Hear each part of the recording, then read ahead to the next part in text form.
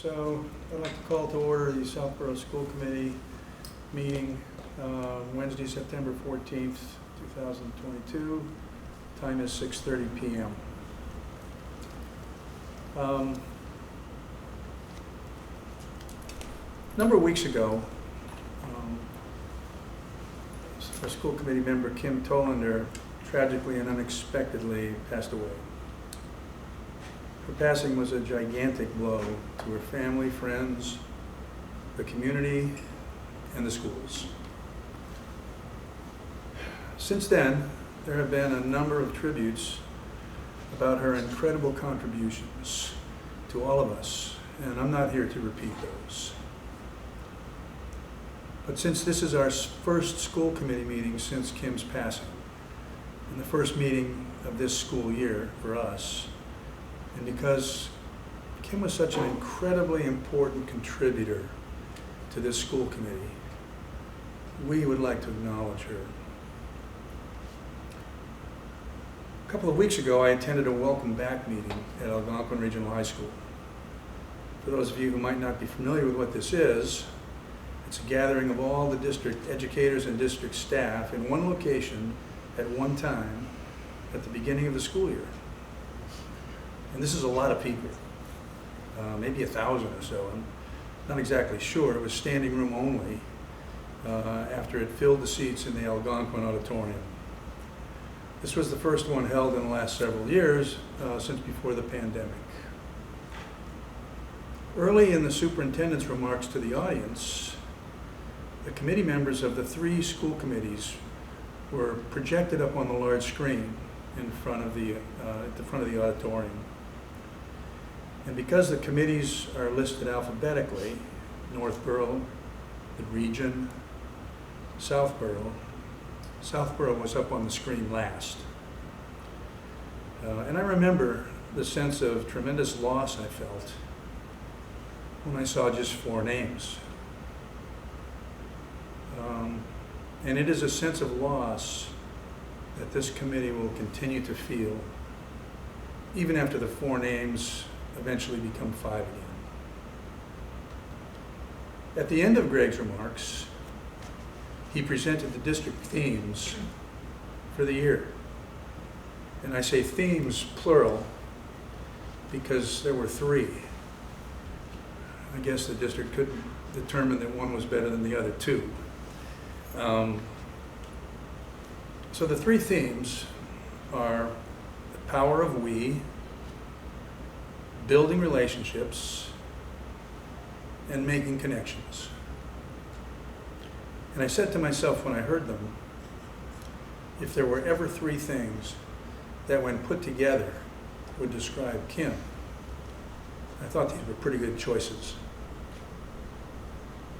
So as we move forward throughout this school year and reflect on those themes, it'll be impossible to do so without also thinking of Kim.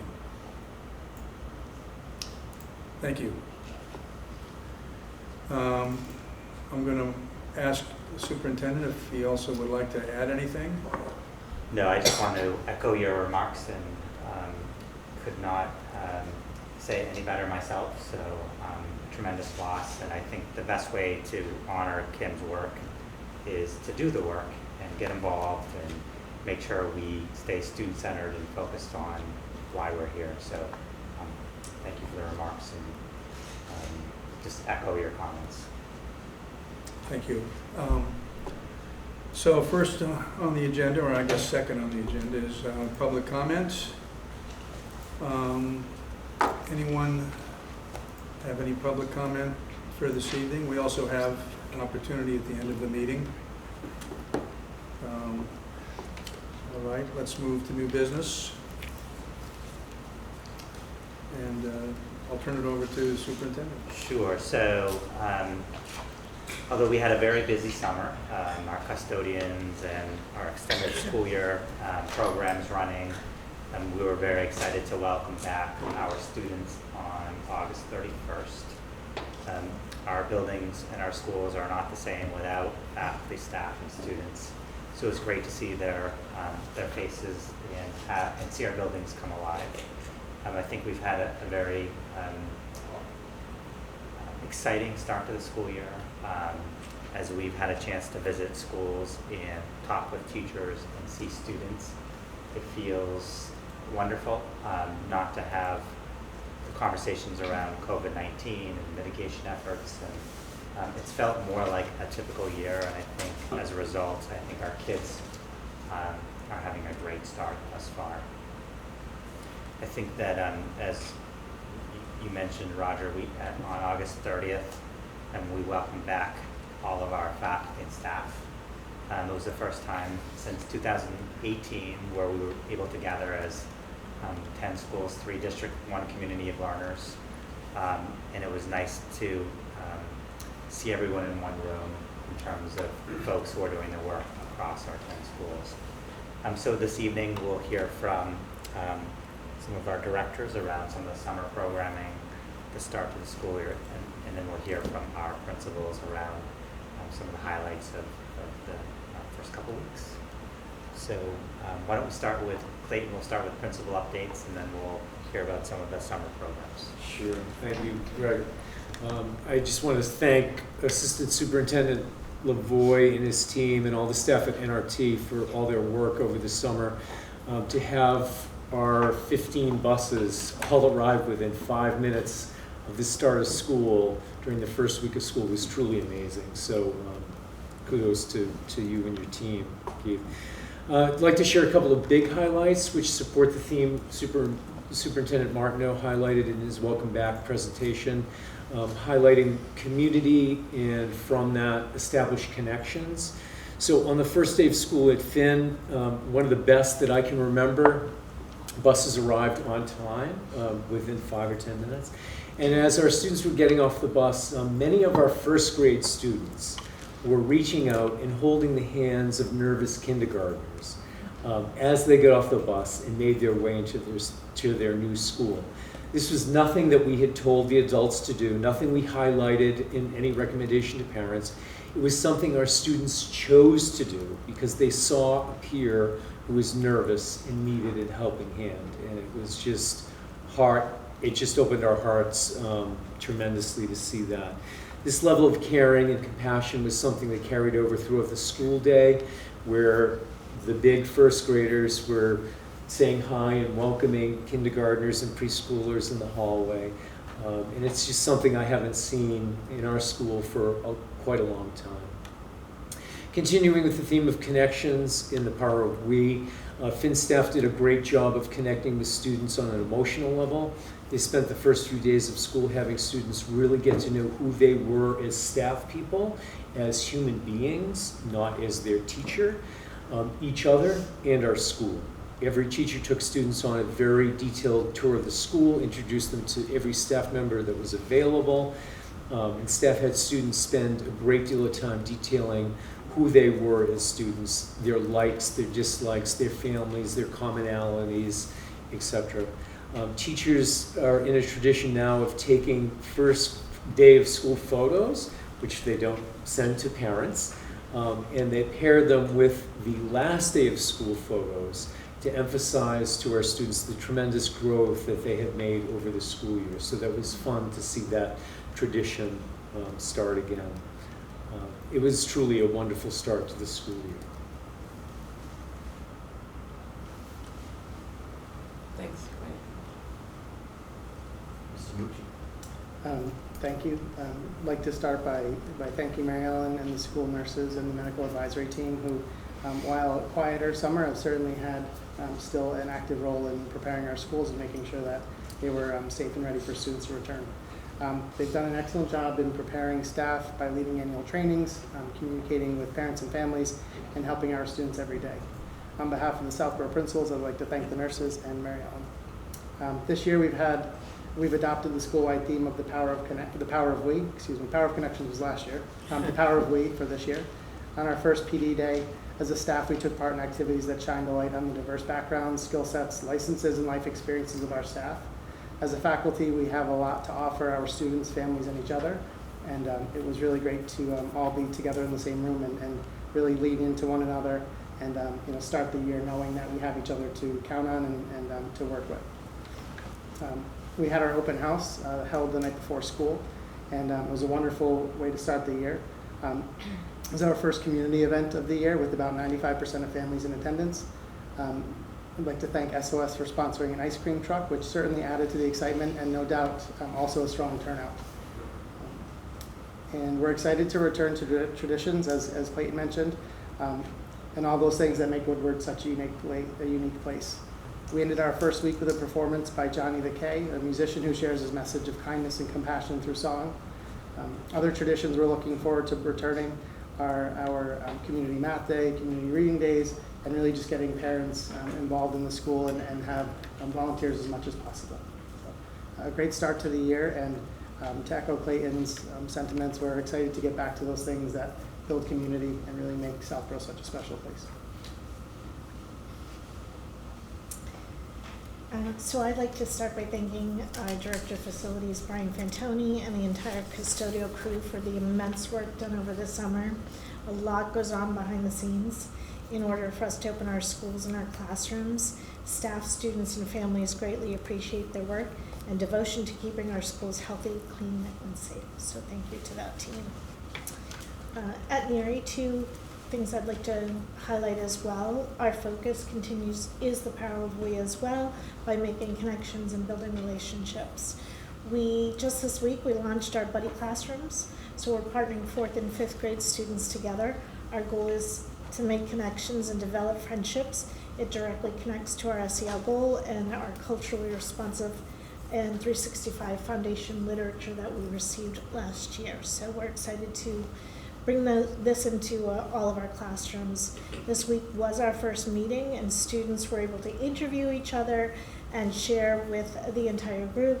And just one highlight, in Kristen Tev's room, she read the book One Smile, and students were able to talk to each other and share what makes them smile, how they can make others smile. And then when I was in the classroom, they worked their way into how they make themselves smile by things that they do and say. So it was really nice to see the connections being made between the 4th and the 5th graders. And then something else I'd like to highlight, Mrs. Johnson in the art room, she had 2 pieces of artwork they're working on. One is called The Power of Weaving, with an uppercase W and E. And this past week, Mrs. Saldo and Mrs. Torio's 5th grade students painted these 3-foot-long paper strips. And the strips then were woven together and intertwined, and they create this massive colorful weaving. And each strip on its own is a beautiful piece of art, but when woven together, it's really impactful. And it says the power of weaving. So that was awesome to see. And then she's also creating a school-wide art project called Colorful Connections. And it's a mural inspired by the quilt artist Libs Elliott. And 4th and 5th grade students created small pieces of art, but when she puts them all together, when she hangs them together, it's a large mural of rainbow of colors that remind us all throughout the school year that collaborating with each other brings beautiful connections. Next week, we're looking forward to getting back to kicking off our Eye in Kind, catching students doing some amazing things across NERI and then celebrating those successes. So off to a great start. It's great to be back. On the behalf of my colleagues, I'd like to acknowledge the work of our technology team. Ryan O'Leary, Director of Information Technology, Julie Doyle, Director of Instructional Technology and Digital Learning, John Wigan and Will Knapp, Technology Systems Administrators. The work over the summer and behind the scenes was significant. The deployment of devices to all our students and staff is truly a Herculean task. Their responsiveness, planning, creativity, and troubleshooting has been appreciated. This has been a significant upgrade to our network security, configurations of our classroom, and the launch of Parent Square, which has been a great new communication device for the district, and building principles that provide a weekly digest and tremendous translation features. So their work has been truly appreciated. For Trotter, I'd like to also share a couple of updates. First, we saw the return of our traditional first 2-day orientation. This orientation for students is a way for us to welcome back them without jumping right into the classroom setting. Part of the highlights include classroom orientations, review of schedules, security procedures, and then the fun stuff, field activities, our summer reading, book group discussion, and SOS sponsored a wonderful laser show set to music. Mrs. Mahoney and I had an opportunity to discuss the PACE Award with our students, which has been a long-standing tradition within Southborough for the past 30 years. This award recognizes a positive attitude and consistent effort. At the end of every year, about nearly 30 students, about 10 across each grade, are recognized for achieving that PACE Award. We had the pleasure of sharing a recorded interview with Brent Trottier to the students as part of the way to kick off the school year. He shared the history and the evolution of the award and gave students some sound advice on how to be successful in middle school. As a result, we have adopted an informal motto for the year, and that is pace yourself. Secondly, our work with staff and students centered on reflecting, promoting, and highlighting our district core values of respect, integrity, empathy, equity, inclusivity, and perseverance. As a faculty, we discussed the importance of not only making these values visible to our school. If you walk around the building, you will see these values posted in the hallways, in classroom spaces, on teachers' documents, but also making these values visible in our daily interactions with students. As part of our work, we made sure that we're embedding these values in our relations, in our decisions, in everything that we do. As part of our community building work with students, these core values were also highlighted. Ms. Mahoney shared how these values are an integral part of the middle school culture and how we can all inspire to make these values a part of our daily interactions with peers and adults. So, like my colleagues, we had a wonderful start to the year, and it's great to see such a return to tradition and normalcy. Thank you. So I just also want to thank the principals for all of their hard work launching a new school year. So that work starts, I think, in January. But over the summer, there's no shortage of details, communications, planning, to ready the buildings and make sure everyone has what they need in order to make sure students have a great experience. So I just want to acknowledge all of your hard work and thank you publicly, because it is a tremendous amount of effort that goes into launching a new school year, and you've done it so well, so thank you. So also this evening we have a couple of updates around programming that took place over the summer. We have Marie Allen, who will give us an update on our extended school year program, and then we'll have Rhoda Webb, who will give an update on our multilingual summer program. Good evening, everyone. Good evening. We, for our extended school year program, we welcomed pre-K through age 22 to Algonquin for the summer in 5- and 7-week programs, so we were all housed in one building. Overall, it was a very successful program, and there's so many people to thank for all of their contributions. We had the custodial staff, central office administration with finance and HR, transportation, technology, nursing, and the rest of our staff.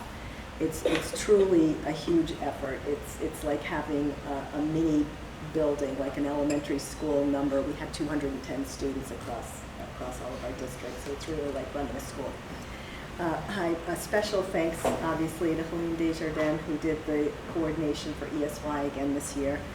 And again, having all programs housed in one building allowed for us to combine all of our special resources and efficiently run the service delivery for all the students, and that included nursing, reading specialists, physical therapy, speech and language, and board-certified behavior analysts, and that's just to name a couple. More staff this year chose to teach over the summer, so we were happy about that. It was a slow go in the beginning, but we were able to convince a couple to come on board, and that really helped with the consistency and familiarity for our students.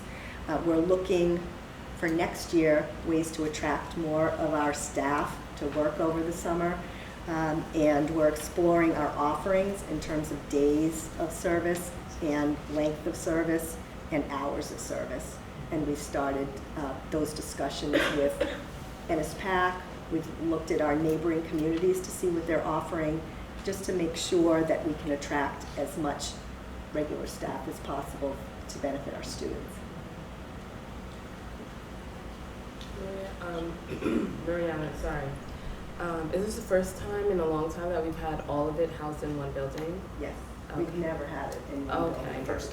It's the very first time. Last year it was Finn and Algonquin. Okay.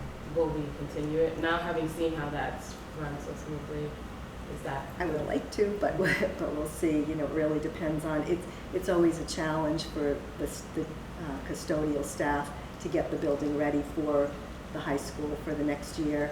Things went very well from our perspective, but I'm sure that it was a little challenging for our custodial staff.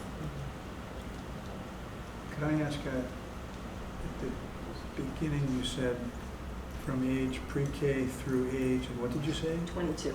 So That's what I thought you students, said. students leave once they're 22 years old. So we've Okay. housed all of those programs. So our CAP program, which is the 18 to 22-year-old program, was also housed in that building, and they went out to do their services at different job sites this summer as well, because the community welcomed them back. So it wasn't a lot of, they weren't really in the building a whole lot. Nice.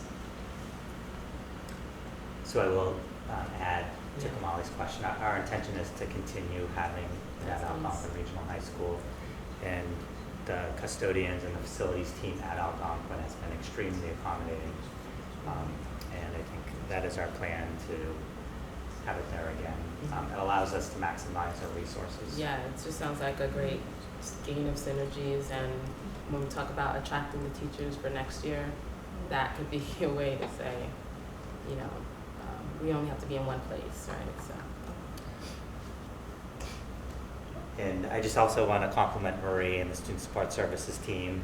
We end school in June, and They start right immediately back. after July 4th, the Student Support Services team is busy educating students. And they do a fabulous job making sure it's a great experience, and the hiring that goes along with educating our summer students. And they've done an outstanding job. And the last week is the second week in August. The end of the second week in August. End of the yes. second week in August. Yes. So they are constantly busy providing programming to our students and making sure that our students are receiving what they need. I also just want to say that they did an amazing job hiring. So it was an improvement from the year prior, but still really challenging.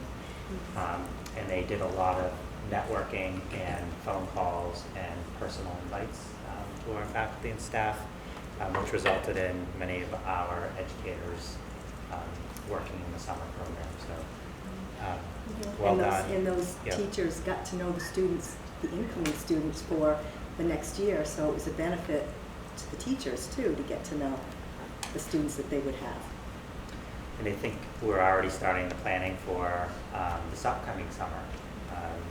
And some of the conversations that we're having are what type of program and schedule would be conducive to have our educators, more of our educators work in the program, because we do feel there's a great benefit to having our educators work with our students versus having folks who come from the outside to learn with their kids. There's a learning curve that takes place. So we're having those conversations in the next few weeks.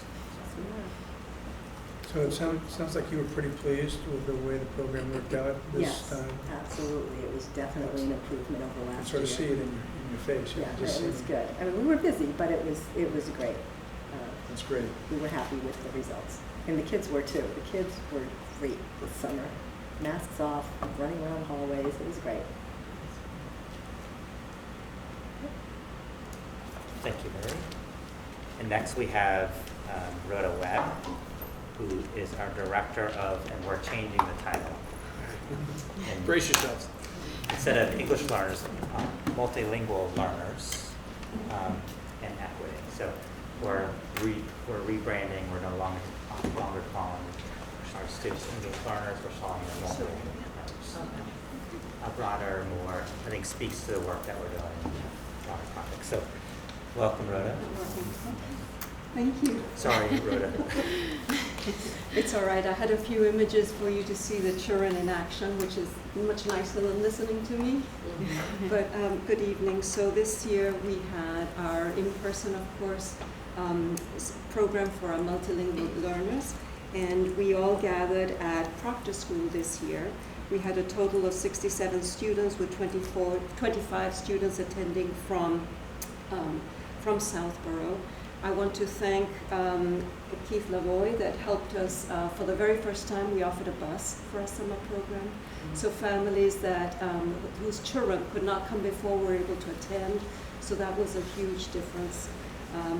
And also I want to thank Megan Wickstead, ELD teacher here at Trodia, who coordinated the program, Sandy Bunsick, who, after we talked about the theme and what we wanted to address, designed the curriculum that all our educators followed. Every year we choose a theme and essential questions. We looked at the portrait of a graduate, and what we decided to build upon this year and go systematically across addressing the theme was how to become a creative and critical thinker from the portrait of a graduate. So the theme this year was mysteries. And so we developed through observation. The children observed in the natural setting for the first few days, because in order to understand a mystery, you have to be able to understand the world around you. So our students observed the natural world and even naturals and practiced using their senses to make objective observations. Then they moved into inferencing, and so the students engaged in a variety of mystery boxes, activities, and practiced their inference skills. And then they used those skills in a reading lesson using a mystery-themed read aloud. And then, of course, all mysteries need evidence to be solved, so the students explored the science of fingerprinting and completed hands-on activities with footprints. And next, they used their detective skills to find evidence to support their guess about a subject on a mystery poem.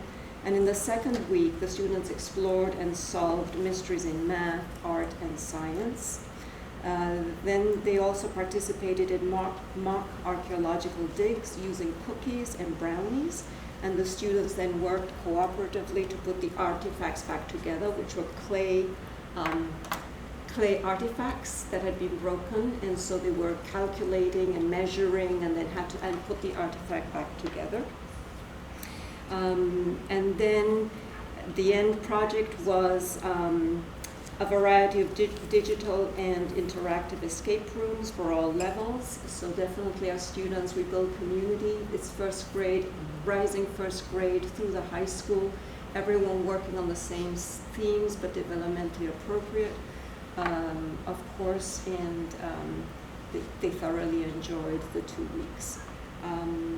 I'm grateful to all the staff that that worked this summer, and we're looking forward to next year to see what theme we develop for our students.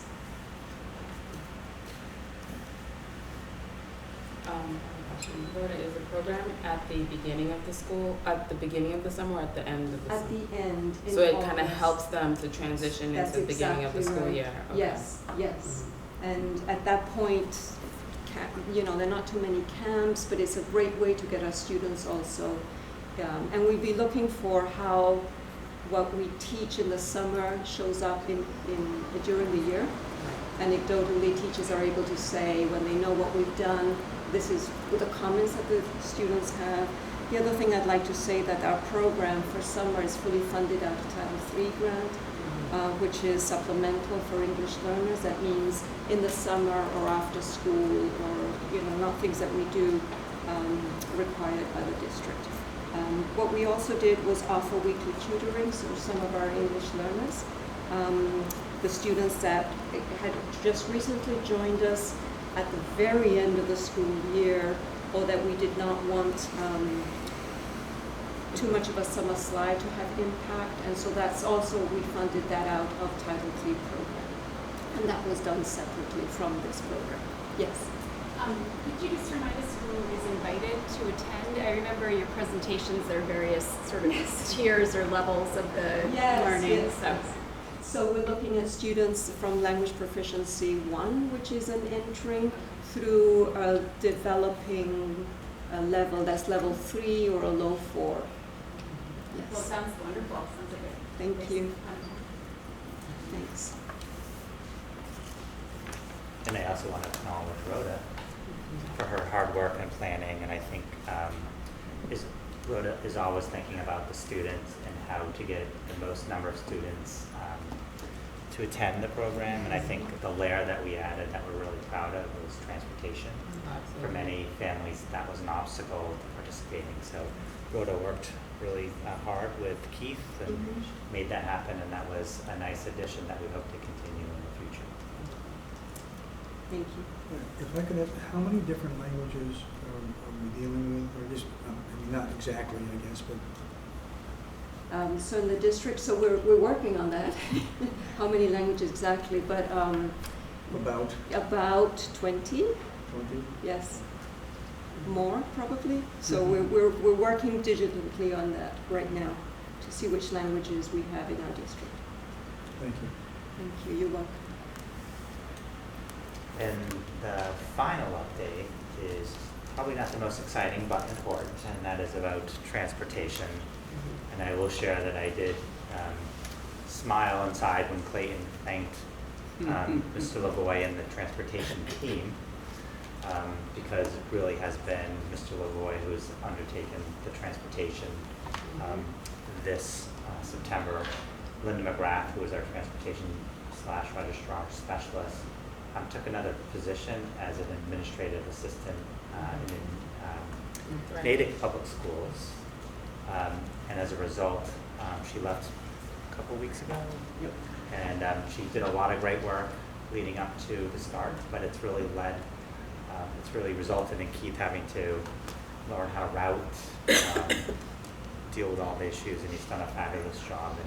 And he's here this evening to talk about transportation and provide an update and answer any questions. So at your table, you have the entire team with you. So Keith has been the team, and Nice. we are working diligently trying to find another person to join the team. Yeah, thank you for saying that. And honestly, especially at the start of the year, the principals and the teachers are a huge help. They are doing some observations that help make adjustments and so on and so forth, and the drivers. I think I'd be remiss not to start without thanking them. We retained all of our Southborough drivers for the 2022-23 school year, which is unheard of. Many of the local districts around here have many vacancies that they're struggling with, and I have spoken to some people in neighboring towns that have a very disjointed transportation system. So I'm feeling great that our plan did come through. We did start a new start time initiative at the beginning of last year, so there weren't any significant changes to the Southborough routes from K to 12.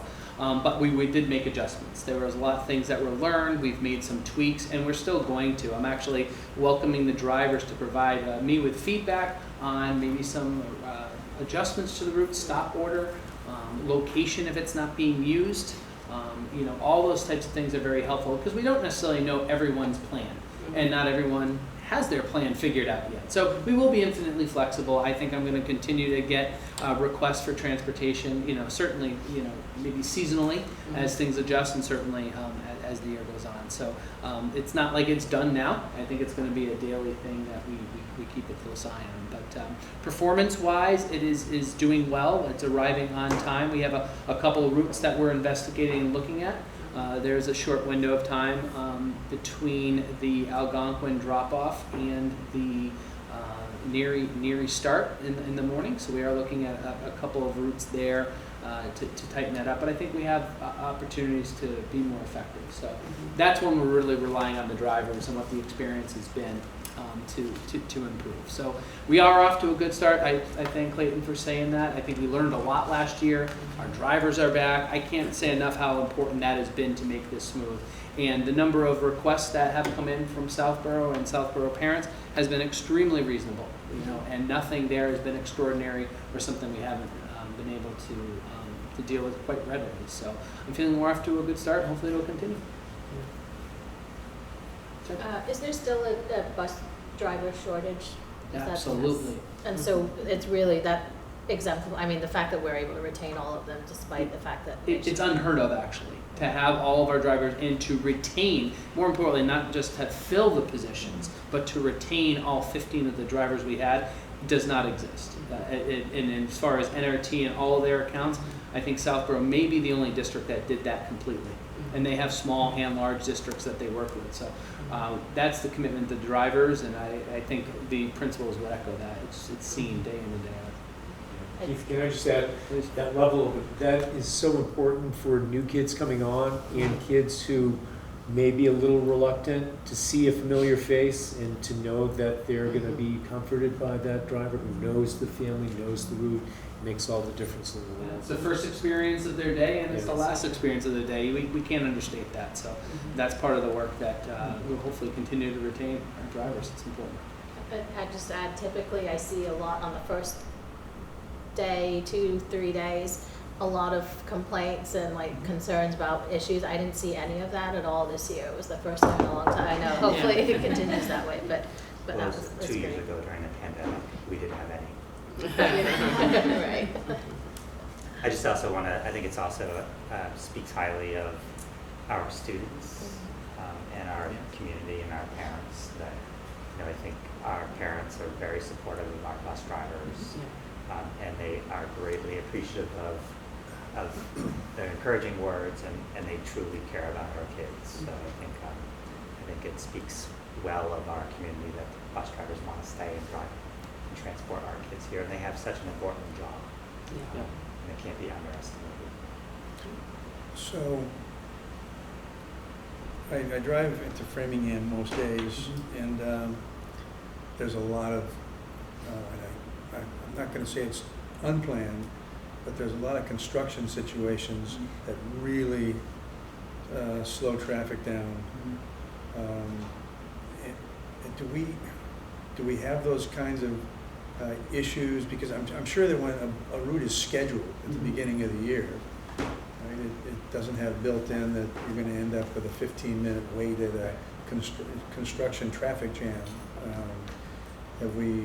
I guess it sounds like we haven't had those kinds of situations. And do we really have those kinds of situations in these routes, as you might in a more more urban situation? Well, we were very much predicting it with the Main Street project that we were going to, but that happened during the pandemic, so we kind of lucked out. Right.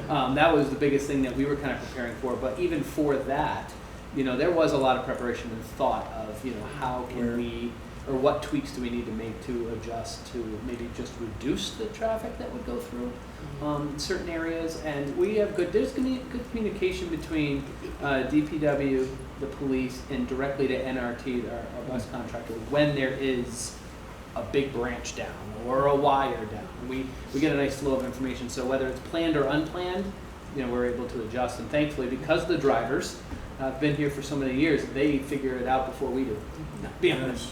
And rarely does it result in a significant delay, 10-15 minutes, when we have those unexpected things, but that's what I encountered last year. Thank you. Well, So all in all, a great start to the academic year, and we're looking forward to that continuing. And obviously, we'll provide updates about the exciting things that are happening at upcoming school board meetings. Can I ask a question and you guys determine who the right person is, just about any feedback on Parent Square and the payment portals, because we did that change over the summer. Yeah, and so how that's impacted everybody. so we do have. I was going to provide an update in communications, Yeah, sure. No problem. but I can speak really quickly to that. Okay. I think we've received a lot of positive feedback around the new tool and the coordination that we're attempting across all of our elementary, middle, and schools across all 10 schools. Yeah. 10 schools. The feedback's been very positive thus far, and I can provide more details when we talk about communication. Yes, everyone agrees with that, because from the principal's perspective, all of your communications are coming through Parent Square, and it's new to you, and too much, too little. Are you getting used to it? Yeah, getting used to it. It is a much better platform, and what it offers is so robust and so detailed, and a lot of creativity, which I have yet to tap into. I apologize for that, but I think it'll be a great replacement for what we have. Going forward. I think, go ahead. I've been quite happy with it as well. I've used a different communication tool in the past. I think several principals have. the S'more newsletter tool. I think what Parent Square offers, as Clayton mentioned, is just the accessibility to different families and different, the translation features and things like that. I also like how it's so easily linked to our web pages. So if you go on the Woodward website, you would see the Parent Square updates, which would include my updates, informational updates, time sensitive, as well as district updates, all in one place. So I have found it to be a great tool. I agree with both of you, and also I like the consistency of it. We're all using the same template, which is, I think, helpful for families as well. And thank you to Jen Tracy who developed the templates for us. And we're able to input our own information, but we also now share a virtual backpack. There's a link at the bottom of each of ours so that all community flyers are in one location. And I think that's really helpful to families. So I like, as Clayton said, there's a lot to this. I can't wait to continue to explore it, but for right now, I think the template is fantastic and I'm enjoying it. Can't add much to it besides it's intuitive and it's been a successful rollout. So.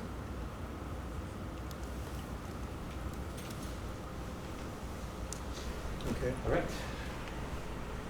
So I'll be brief when we get to that agenda. Yeah, just in case they were going to just be dismissed, I just wanted to get that. That's great.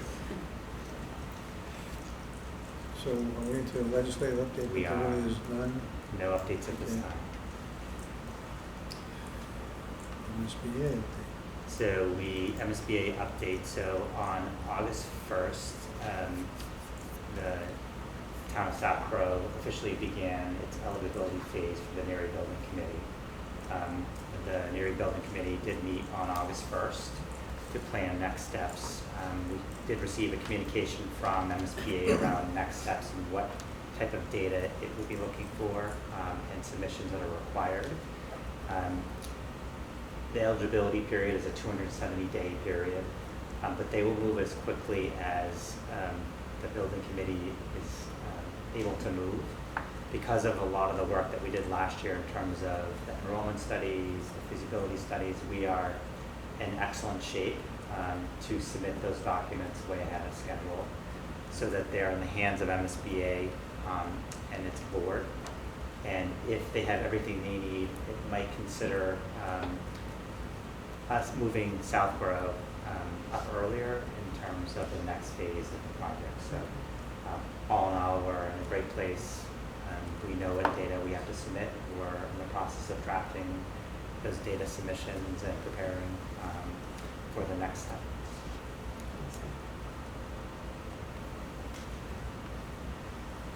No questions on that. School safety? So Chairman Challen and I did have the opportunity to, at the time, have a sit-down meeting with the acting police chief, Ryan Newell, since he has been appointed to the police chief. And it was a great conversation talking about the partnership between Southborough Police Department and the school department, how we can continue to work together to ensure our students are safe. We talked about a lot of different opportunities and potential trainings that we can be involved in as a school department alongside with the police department. And it was a great start to continued partnership. I think as a result of the pandemic, it's been challenging. We haven't had as many meetings as a result. And Chief Newell is really excited to reignite that partnership and work on behalf of the safety of our students. I did. I thought it was a very good meeting. School committee vacancy. I'm just going to say a word about the process, and then I think that I'll recommend that we actually move this topic to the next meeting. But for those of you that aren't aware of the process, the appointment process for a board member, an elected board member, most of them is a joint determination by that board and the select board. So what really happens is when, if we get to the point where we have some candidates that we'd like to put forward, and/or the select board can put forward candidates also. It doesn't have to be in this committee. We would end up scheduling a joint meeting with the school board and the select board. And at that point, there could be a vote taken to select a candidate. I believe the candidates would be asked to attend the meeting and answer any questions that any member on either board would have of them. At that point, there then could be a vote, and it's the majority vote of the 9 people in that committee that would determine which candidate was selected, if there were one selected. I guess I'd certainly ask any of you. I myself don't think we're ready at all for that. Probably we might be in a little better situation next month or the next month. We do have one written, an email has come in from someone that said they'd be interested, but that just happened today. So, any comments by anyone on this topic? I have a question. So, and just to confirm, I think I understand. So, whether or not somebody's appointed in the interim, the position would be filled by, and it would be on the ballot for the town election in May for the duration of what would have been the term. I'm sorry, I should have pointed that out. Elected This appointment would last until the next town election. Okay. And that election would then, hopefully have candidates running for that position. It could certainly be the appointed, if there was one member, Right. and anyone else. But they would have to run to stay in the position. Absolutely. Yeah, okay. That was the clarification point that I was going to ask. I should have mentioned that. And I believe also, since that is since that election is to fill the remainder of Kim's term, is that really just going to be a 1-year? Mhm. So that would actually be a 1-year term that someone would be running for at that point. Are we good? Yes. So unless there's it's the will of the committee to do otherwise, I would just ask that we move this into next month's agenda, and we'll see where we are at that point in time. Does that make sense? We don't need, that's not really a vote. I agree Okay. with that. Sounds good. Good, all right. Speaker series? Sure. So, brief overview. So, this past spring, we were very fortunate to have local author, educator, and speaker Jennifer DeLeon give a keynote speech to the communities of Northborough and Southborough, and it was really about the power of stories and her experience as an author, but also she shared her story. And at that time, we also invited community members to join in this work. And we invited 10 members to give them the opportunity to learn about how to tell their stories. And then on October 20th, there'll be an event, a keynote event, where those 10 storytellers will share their story and their work. Over the past 5 months, these folks have been working with Jennifer DeLeon on how to tell a story. She's facilitated workshops and has provided them with the tools and skills to be able to tell their story well. So on October 20th at 7 p.m. at Algonquin Regional High School, there'll be another keynote event with 10 local speakers, and it should be a really exciting kickoff to this year's work from the Coalition of Equity. And then I just would also like to acknowledge the district's Coalition of Equity has really championed this work and has been the driving force behind the keynote series that happened in the spring and this fall. So I just want to acknowledge the coalition's work. can I just make a PSA, right? I was kind of looking at you to see if you were going to. I just want to encourage the community, the faculty, family members, that this is an opportunity for us to learn more about each other. I think oftentimes in the busy pace that we're moving in life, we just kind of are crossing paths, but not really getting a chance to know one another. And that old adage of, not being able to judge a book by its cover, I think this is an opportunity to hear a little bit deeper about what are the stories of these individuals and see where, oh wow, they have more, I have something in common with this person, or that the differences that they do speak about are so intriguing to you that you would want to learn more. And so that ability to strike up conversation and learn, that's what we wanted to, that's what we originally envisioned about this program. It was something that Kim and myself, as part of the Coalition of Equity, felt very passionate about as a way to bring, bring more of our community together. And so I just really encourage people that if you have a chance to attend, you don't have to worry about a sitter. This is something that the whole family can attend. Everyone can learn from it. And I think you'll be happily surprised at the wide breadth of people that are right in our neighborhood. So that's my PSA, that I hope you please come out and let's learn more about each other. Thank you. Well said. Well said, very well said. Okay, so before we move to old business, because that's next on the agenda, and this is, I should have added this to the new business agenda before it was printed, but nonetheless, we need to do this. So we right now do not have a secretary, so we do not have that required officer.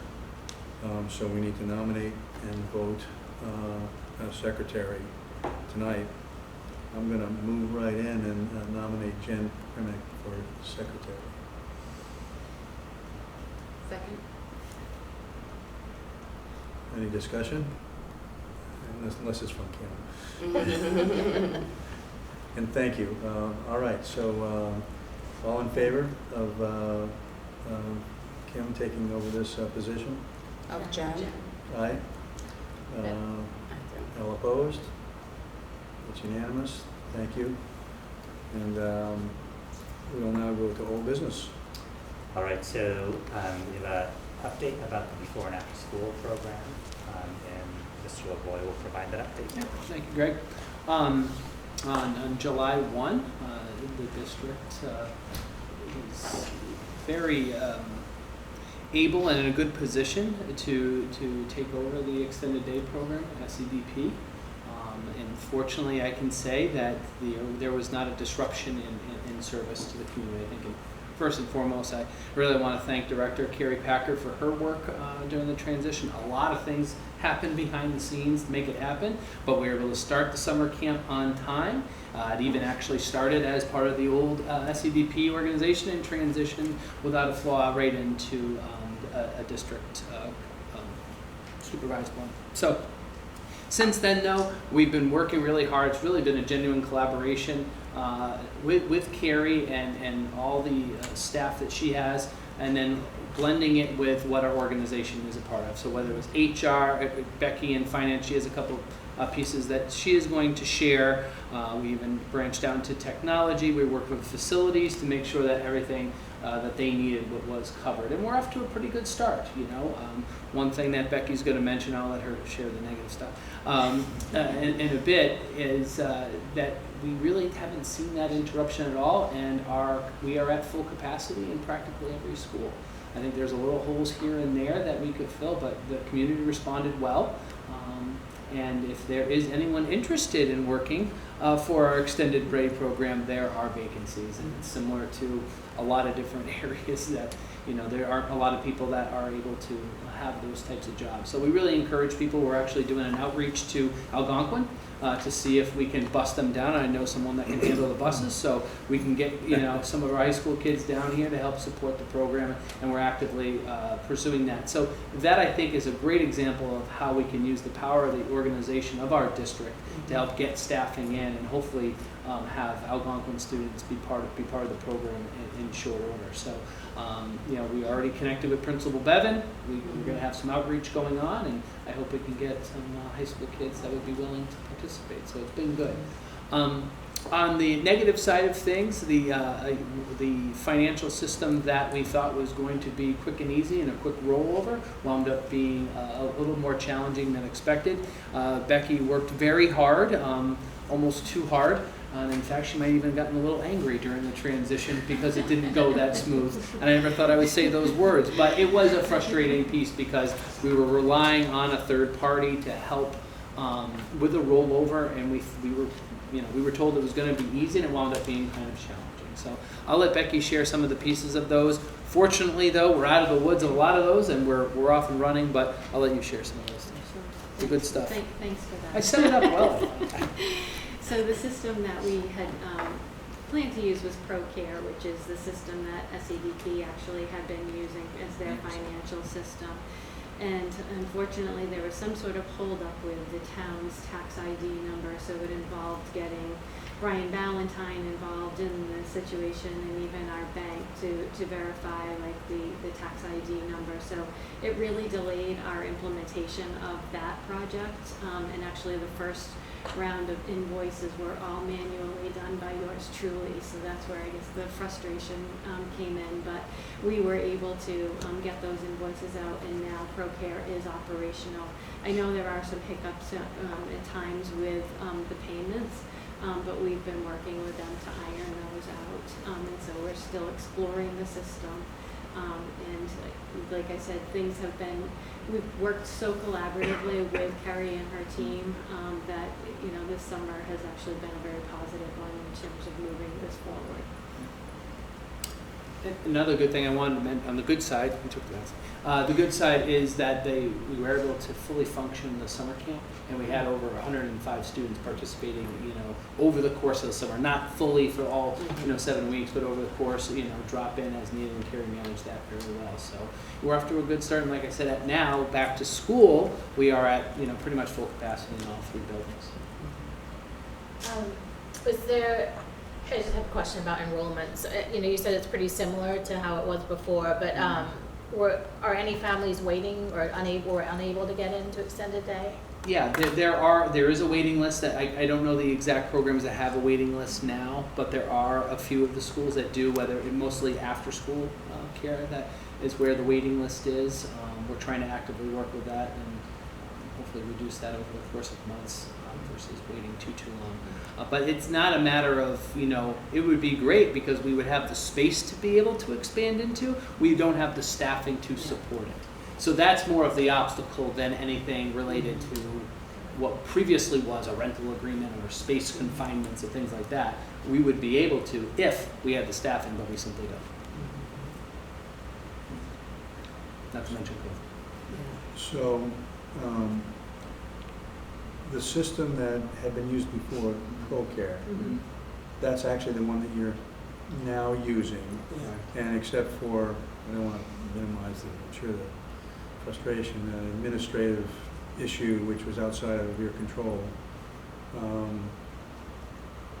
You started with a system and now you're still using that system and things are okay. Correct. Yes. And except for the therapy that you maybe had to do Ongoing. in the middle, it's good, okay. Keith all right. has his 5-cent box. I do. I have a chair. Okay. Was there any, excuse me, Roger, was there any kind of requests made to ProCare leadership that we are a district that serves X amount of, and this type of... It actually took me threatening legal action in order to get them moving, so. Okay. Yeah. I think I'll just add that we want to kind of integrate the extended day program into our current financial Mhm. system. The reason why we continued with ProCare is because we wanted to make sure that it was seamless for parents this year. Mhm. So we're investigating other tools that integrate more seamlessly with our current financial system, because that's how we generate all of our reports. And that's something that we're working on and our goal moving forward for the start of the summer programs. And that's where I thought you might be headed, but at least it sounds like you're going to be able to do that at your own pace at this point in time. We're actually starting that right now because we're looking at implementing it for some of, like, for example, like the student activity fee here at Trolley or for field trip fees, and trying to use Power School as the system since parents are already familiar with it, to do that for those type of fees, and then looking at how can we integrate it for SCDP into the summer camp as well. And I'll just add that Parent Square does have a payment system that we really have not explored. As Clayton said, we've really only used a small fraction of the power of Parent Square right now. And that's another tool that we'll be investigating to see if we can integrate the payment system into Power School and our financial system. The only thing I would add, Keith, is just the work that you've done with advisory. So I think that's really important that part of our agreement was continuing to have parent input. This is a parent service, and having their input and feedback around the program is really important. Yes, I'd love to share that. So we have been able to meet on 2 occasions so far. We've been able to review a draft handbook that aligns with DESE's guidance along having before and after school care, and got tremendous feedback from that. So we've talked about the little things, we've talked about the big picture things, and really trying to make it as seamless as possible, and it's gotten some good advice from the parents that are part of the team. So I look forward to that. More likely than not, expanding it to more parents that would like to be involved within the next couple of months. But to get things operational, we felt it was good to keep it as a smaller group of people that were very knowledgeable about the program and what they felt was going to be important to continue. And we've been able to check a lot of boxes. So I'm feeling good about it. And we're off to a good start, but I think, like with anything new, it's going to take a little bit of time to get into a really consistent groove. But I'm glad you brought that up, because that's been a great thing for me to, well, you know what, I'm going to write that down and make sure I bring it up at the next meeting. That's the way we've kind of handled it, because we want to get their guidance. So it's been a good start for that. Well, I think thanks for sharing. Even with all of the hiccups for the beginning of the school year, I think it was a great decision to hire our current director, because she already has that trust equity built up. Absolutely. And so any of the hiccups that parents encountered, I think there was that understanding that they know what her how she manages things, and so this was kind of going to be something temporary, and we would get through that. So I think that's kind of like one really positive thing about why you did that hiring. And for those that are trying to figure out, should I let my high schooler work for the program or not? I think it's mutually beneficial for both the kids that are going, the younger kids, as well as the employed high schoolers, because they remember them, and they're learning from them as not just being monitored. They're actually learning and forming friendships and bonds. So if you're thinking about should my high schooler go with the little kids and help, I would encourage you to give it a shot. That's a great point. It is a great point. All right. Let's talk about subcommittee and liaison assignments. It's in your packet and also in your email. With the only, I think, issue that I don't know, do we have any subcommittee, do we have any policy subcommittees scheduled before the next school committee meeting? It could happen, but I don't know that we do. I think the joint policy subcommittee meeting, I think we asked the wellness committee to take up those policies, and until it does its work, we won't convene the joint policy subcommittee meeting, and I think it will be after our October meeting. Okay. That said, Sorry, I had to process. No, that's okay. So I did mention that that's the only committee that I looked at where I saw a vacancy for an open seat. And I sit as the alternate on that committee. I'm happy to be moved over by this committee to fill that seat unless, however, someone else would like to sit on that committee, and I'd be certainly delighted to remain the alternate. So I guess at this point it would be either Jen or Kamali. And if you choose not to, I would wonder if either of you would consider to be the alternate. Because that's one of these situations where we go into these things, if for some reason Couture, or it would, and then at this point it would, I guess, be me, would have a conflict, we wouldn't have a quorum, and which is somewhat problematic. And I guess, like, is this open for discussion? Absolutely open for discussion. If Roger then continues as the alternate on the policy subcommittee, there's an opening in the NSPAC subcommittee that I serve on also, because he's an alternate there. Don't switch. So, Don't switch. no, I'm saying. No. What I'm saying. Oh. No. Don't. Let me ask you. Don't commingle them. Don't. One Yeah. or the other. Stay on point as far as the Alright. the policy. All right. It's pretty. In other words, are either you or Jen interested in sitting on the policy subcommittee meeting? And if the answer is no, would either of you consider being the alternate for that committee? I would consider being the alternate. All right, so this is not a vote, this is actually an appointed situation, so so be it. That's great. I will move over to to work with Couture and be on the committee. Kamali, thank you for being willing to be the alternate. Hopefully you won't get called on too many times. There is nothing else that is critical. I spoke with Greg earlier today. If any of you have looked at this and would like to volunteer for one of the open seats, we can do that tonight. Gotcha. And I can take 10 seconds and wait, or I can take a few minutes and wait. If not, there's always time to do that at subsequent meetings. Comment, interest, Victoria, yes? Well, so I just have a clarification, I think. So there's the Capital Planning School Research Subcommittee is no longer in existence, and we now have the Neary Building Committee. So, and it's not optional.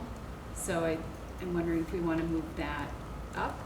And Jen, you're on that also, right? Yeah. So the two of us, so we would just switch that. So take out the Capital Planning School Research Subcommittee and clarify point. that it's the Neary Building Committee. Good point. So I want to come back to Kamali's reference to the NSPAC. So the liaison committees don't require a quorum. And I am certainly happy. See, I've always taken an interest in that, and I actually was not able to attend those meetings because it was an open meeting violation with Kamali and Kim and Yourself. no third one. But I'm delighted to move into that open seat as far as the liaison. We don't have a quorum issue if one or the other of us misses a meeting, but again, if someone else would like to do that, I'm also happy to remain an alternate there. Otherwise, I'm happy to move back and attend those meetings. Can't have three, have two. Are you thinking, Jen, or are you okay with the way it is? Okay. I was going to ask actually if we should wait on some of these to see what the decision's going to be about whether or not we're, our discussion about moving someone forward versus keeping the seat.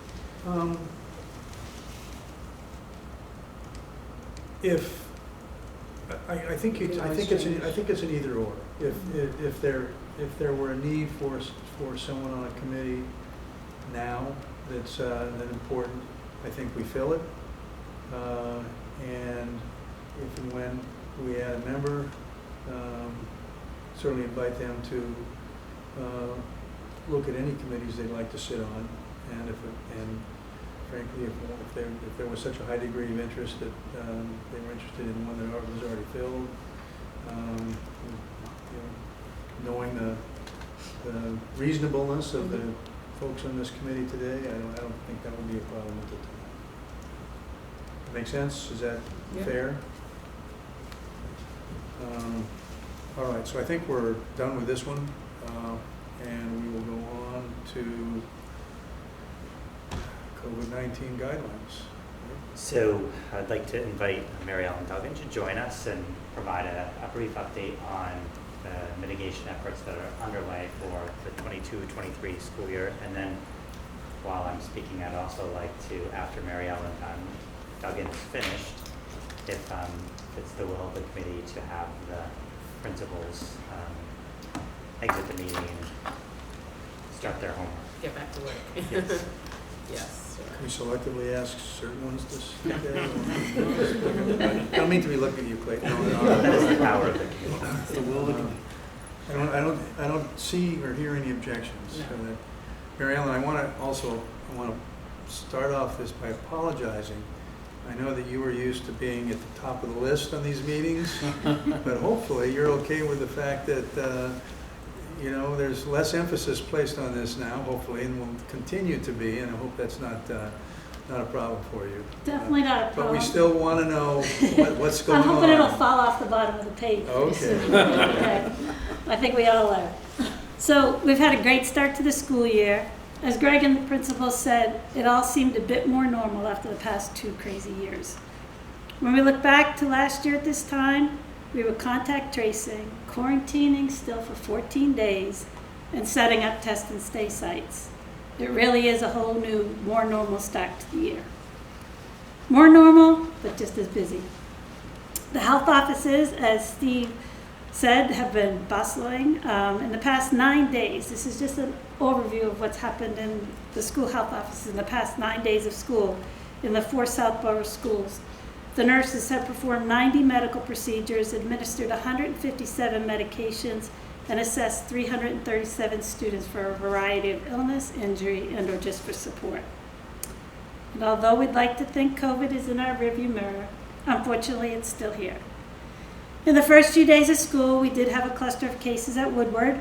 Thankfully, it was self-limiting, and we've had no new cases in that cluster since September 7th. I can't say it enough.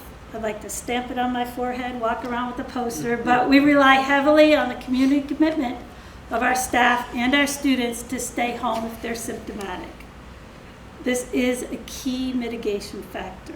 Along with our other mitigation factors, this is a key one. We still have our HEPA filters in the classroom. We're still recommending that windows be opened. Mask if you're symptomatic, mask if you're coming back to school after your isolation or if you've been exposed. So there are a lot of other mitigation factors, but staying home if you're symptomatic is one of the key ones. And we can't overlook the fact that vaccines are still important in preventing serious illness and hospitalization. With that in mind, I want to let everybody know that the Northborough and Southborough health departments have scheduled 3 COVID booster vaccine clinics for residents 12 and older. They're on September 23rd, September 27th, and October 7th at the Northborough Senior Center. The town's health departments are also hosting flu vaccine clinics. There's a drive-through flu vaccine clinic for all community members and district staff at the high school on Saturday, October 29th. Information about these vaccine clinics is on the district website on both the health and wellness page and the COVID-19 page. The Southborough Public Health Nurse Taylor West is also coming into the schools to offer vaccines to the staff during their lunch breaks. The medical advisory team continues to meet. We have spread it out to every other week right now, and hopefully it can remain that way.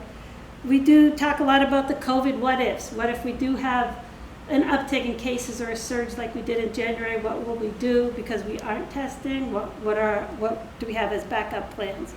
So we have them planning for all those what-ifs that might happen. And our focus is on prevention and with a focus on mental health right now with programming for our students, parents, and staff.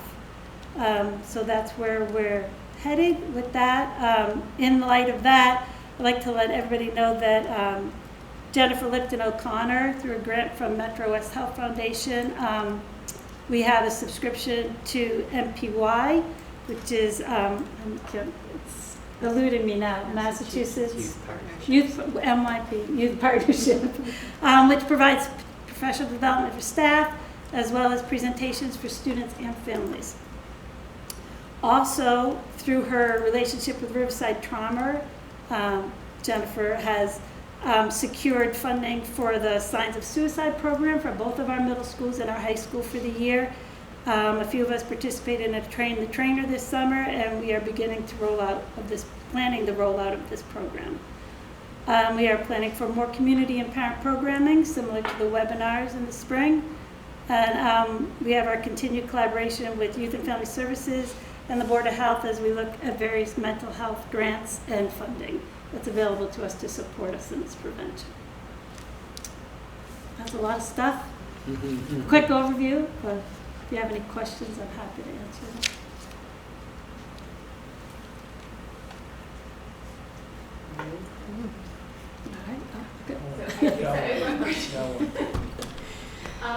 So, as far as the COVID-19 protocols this year, are there any, is there anything that's different this year compared to pre-pandemic? Or are we pretty much, as far Well, I as, think there are other still than some protocols, if you think we kind of started this year where we left off last year. So we have, we ask people to abide by the community commitment and stay home if they're sick. We have test kits that we can give to people. Just to let everybody know, this is another PSA about test kits are available at your schools, at the library, at the senior center, and through the, at the town hall, and through the Department of Health. If you do need a test kit, you can get them that way, and you can also get them through your insurance at local pharmacies at no cost. So we will send out information on that and put it on the website also. So we recommend testing if you're symptomatic. And it's kind of like Groundhog Day. If you wake up the next day and you're symptomatic, we ask you to test again. If you wake up the next day symptomatic, we ask you to test again. We are asking you to report if you test positive. So that there's a form that we ask people to fill out so that we can track it, to let the nurse know. Recommend masking if you've been exposed or if you're symptomatic. Require it on day 6 to 10 after you return to school, and it's required in the health offices still. So not totally back to normal, but more normal than it's been in the past few years. That's great, and that's very helpful to know about the tests. Thank you.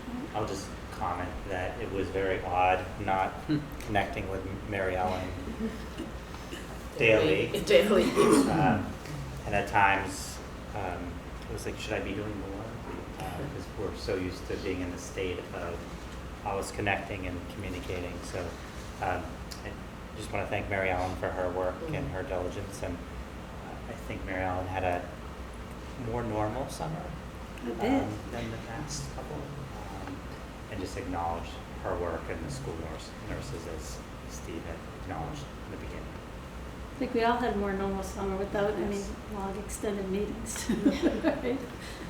Marathon school committee meetings, so it's a great start. Hopefully it continues in this direction. Thank you. Perfect, thanks. So we're now into the superintendent's report and saying goodnight to the principals. Thank you. Thank you. I'll stay on behalf of them. All right. In your packet is the enrollment report as of September 8th, 2022. I'm pleased to share that we are within class size policy, school committee class size policy. We did welcome more kindergartners than we had anticipated. As a result, we did add another section of kindergarten to make sure that we maintain positive class sizes. We also added another section of second grade, again, to maintain healthy class sizes in the second grade. Those two positions were unfunded. Becky Pellegrino and I have worked very closely to make sure that we have known funding sources for those two positions that weren't part of the appropriated budget that the town voted in the spring. Overall, I think we have healthy enrollment. I think the kindergarten numbers is a number that we're watching very closely because that impacts upcoming class size.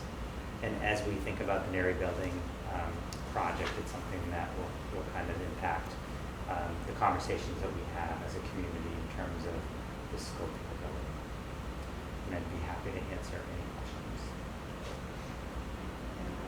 Please. So the second grade has 122 students and third grade has 146 students. So I'm just curious why the extra teacher was added in second grade. Well, we did, so when we added that teacher, I believe at the time we had 140 students who were enrolled in second grade. We had, since that time till now, we've had students unenrolled. Oh, wow. And the conversation really centered around, we didn't want to add a teacher during the school year, have to reshuffle classes and redistribute kids, so we made the decision to add it at that time. Gotcha. Okay. And then just a follow-up question. I think I saw somewhere that there's something like 38 more students overall than we were anticipating. Correct. Do you attribute that to anything in particular, just people moving into town? No, but I think that kindergarten enrollment was Okay. one area where we saw more enrollment than we anticipated. I think the real estate market is a factor. I think the housing market in the type of community Southborough is. I think people are selling their houses quickly and families with children are moving in. So we're finally seeing some of that movement, maybe? Exactly. Because we weren't seeing that for a while. Okay. Thank you. Was there also something in Woodward, or maybe I'm not recalling? So Woodward was second grade. We added that section of second grade. Second grade, okay. This is only anecdotal too, but I think for the kindergartners, it could be possible that people, based on the reputation of our school and how it's doing, if your choice is between the daycare, the daycares that go up to K or private school, and the third option is the Southborough Public Schools that do an excellent job, they're choosing Southborough Public Schools that choose an excellent job. So, and maybe, the cost of everything has gone up, and that's one area that they said, let me leverage that instead of, some of the more costly options. So, I don't have any evidence for that, but something to keep a pulse of because, it's bodes well to our reputation, but secondly, it might continue. So we need to prepare for that. I have one more question. Is that okay? And then the projections at the bottom. So over on the right, it's the total. So the total for the end of the school year is 1144, NASDAQ 1121, and then RLS 1125. But it looks like RLS does not include pre-K? Correct. Okay, so RLS was actually, okay, so it would have been higher. So their projections are minus, We're more close. yeah, We would have been align to what closer. we're seeing. Yeah, okay. Thank you. All right, so also in your packet is the final FY22 budget, and I just want to thank Becky Pellegrino and the finance team for the hard work closing out the fiscal year 22 year. We always speak about having feet in multiple worlds, so years, so fiscal years. So Becky's closing out a year, and our team is also launching a year. And there's no shortage of tasks to complete. We also had some transitioning of staff. We had a retirement in the finance department, which also required another transition. So just want to thank Becky and her team for their great work. And Becky's going to take items 2 through 7 Just keep it. on the superintendent's report. So. Okay. So as you can see, we closed out fiscal year 2022 with no money remaining on the bottom line. In your packet, you've been provided with 2 reports.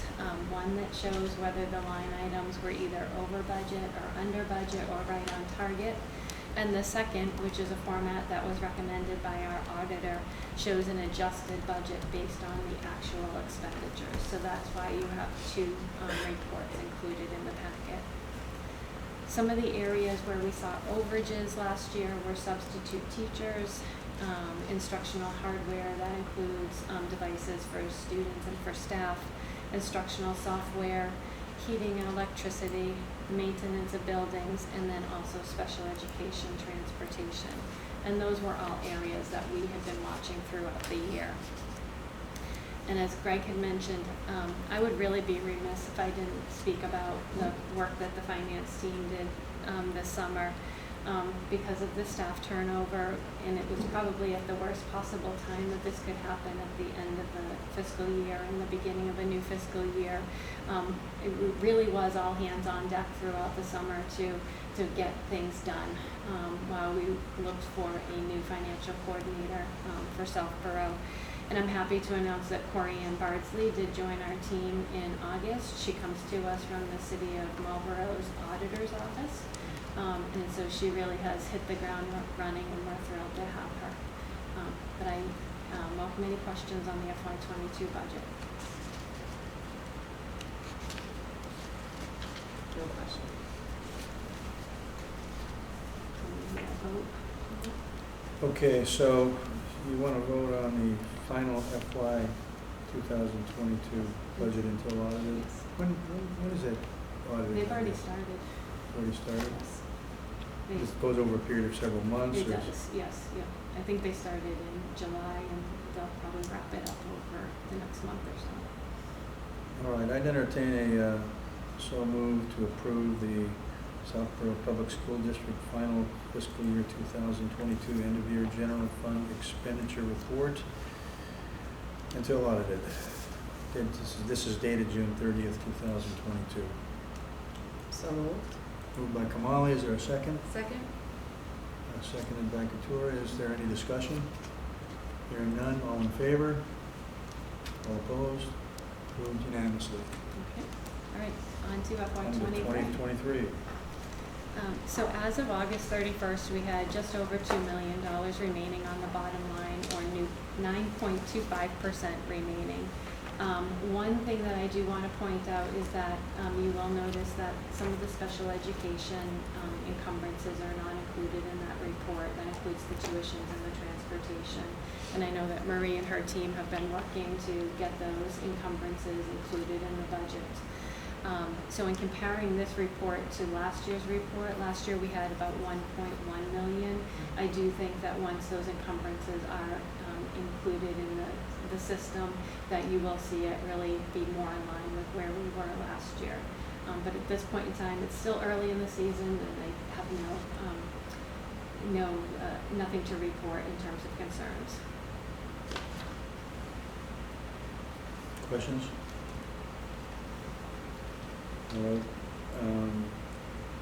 I'll entertain a motion to approve the Southborough Public School District fiscal year 2023 budget monthly general fund expenditure report as of August 31st, 2022 until audited.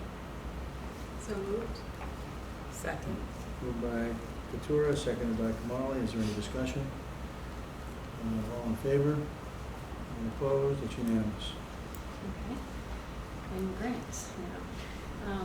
So since our June meeting, we have expended an additional just about $9,000 from the ESSER II grant. These funds were utilized for classroom reading materials at Neary, as well as for EL curriculum materials at Trottier Middle School. We do plan to utilize the funds that are allocated for the student and the teacher devices in fiscal year 23. and Dr. Reinhorn and I have been meeting to discuss the classroom material expenditures and anticipate rolling that out to the principal shortly. We have $29,571 remaining on this grant, and that grant does close at just about 1 year from now. In terms of the ESSER 3 grant, so we have shifted from using an outside company to conduct tutoring services, and these funds are now supporting a reading tutor at Finn. We have also purchased a math screener, and we have purchased classroom amplification systems for the 2 new classrooms at Finn and Woodward. We still have just about a little bit over $225,000 remaining on this grant, and we still have 2 years to fully expend these funds.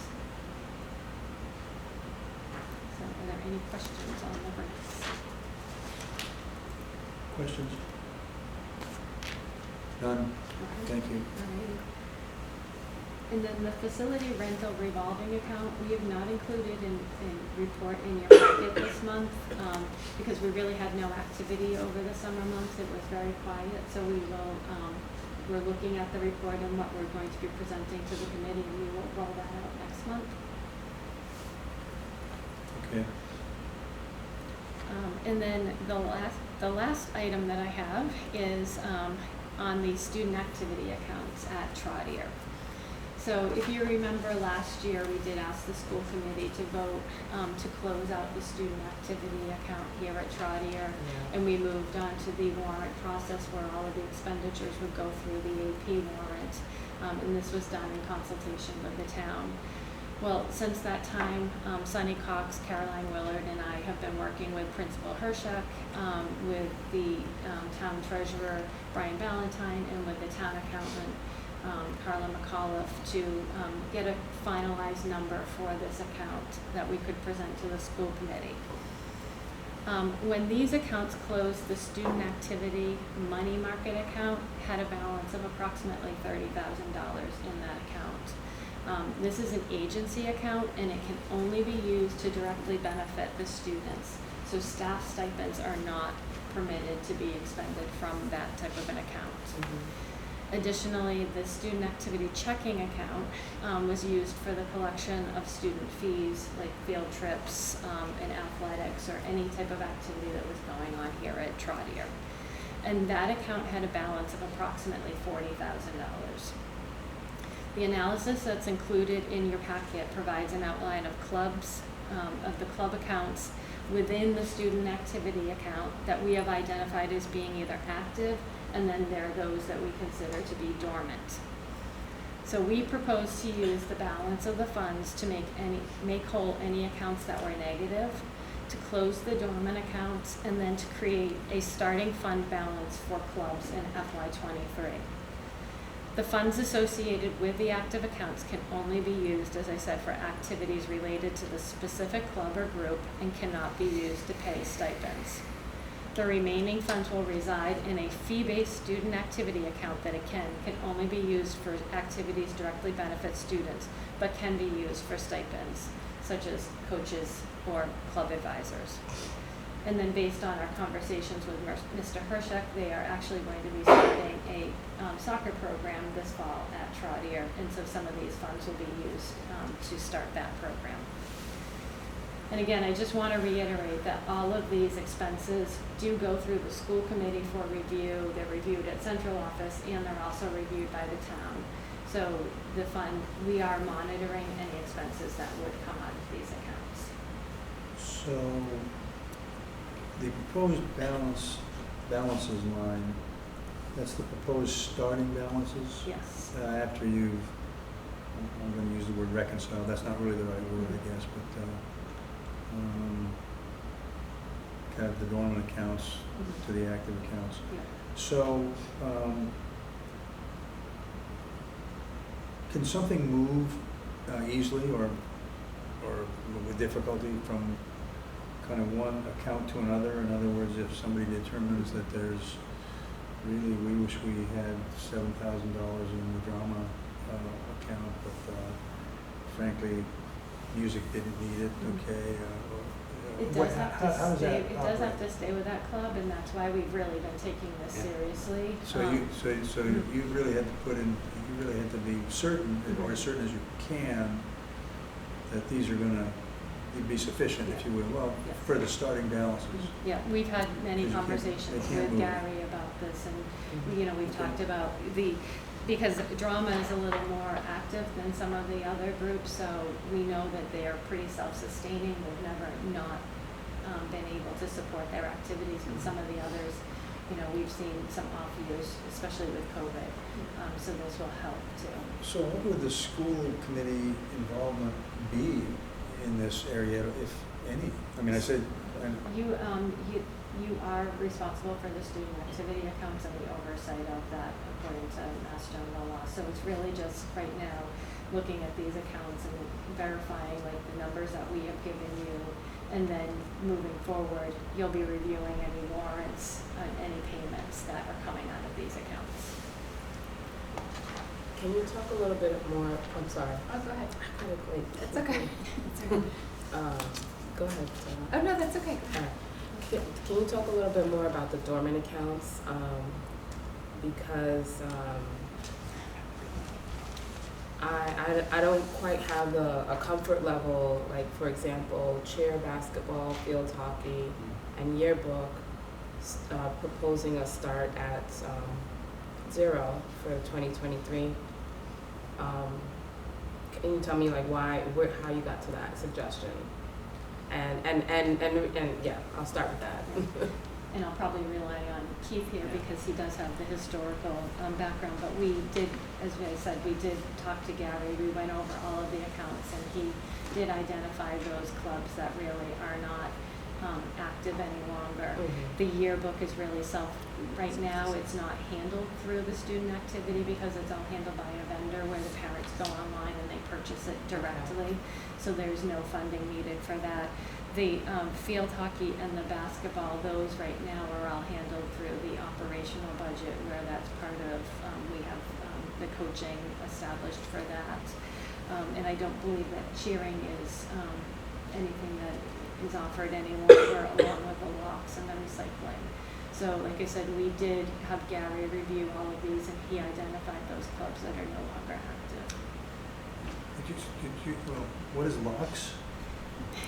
For the law. Back in the day, we would collect $5 from For a every locker, student for a- for a padlock for their Okay. locker, and at the end of their 8th grade year, we would refund them that $5 once it was no longer in use and recycle it. Looks like you refunded more than you got. We I did. mean, We did well. What about, I mean, what about the suggestion of having like this other bucket that is just called, suppose there is the cheering does come back, or basketball, or field hockey. So instead of maybe a line item for each one, like one that just says, sport activity, returning group, you know, and so when that returning group may come, we could pull from that balance? Or is it that, or, you know, we just say tap into the 7th grade, 8th grade, or 6th grade?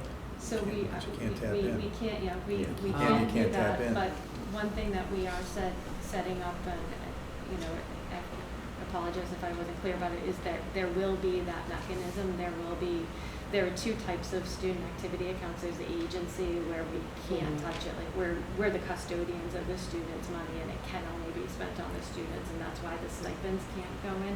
And then there's that collection mechanism for collecting fees, and that's another type of student activity account.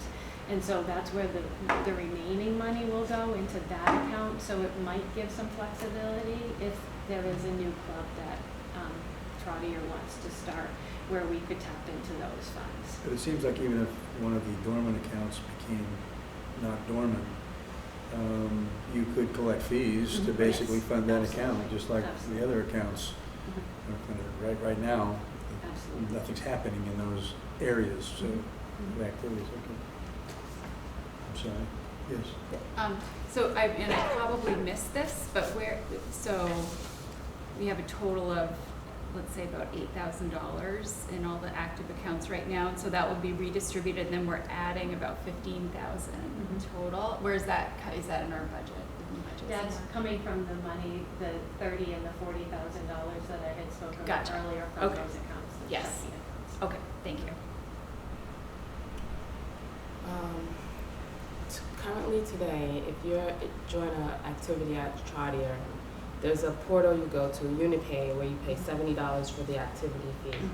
Where does that? That goes into the student activity. Uh, It wouldn't go into those clubs, it would go into the bucket, the Okay. student activity, yes. Okay.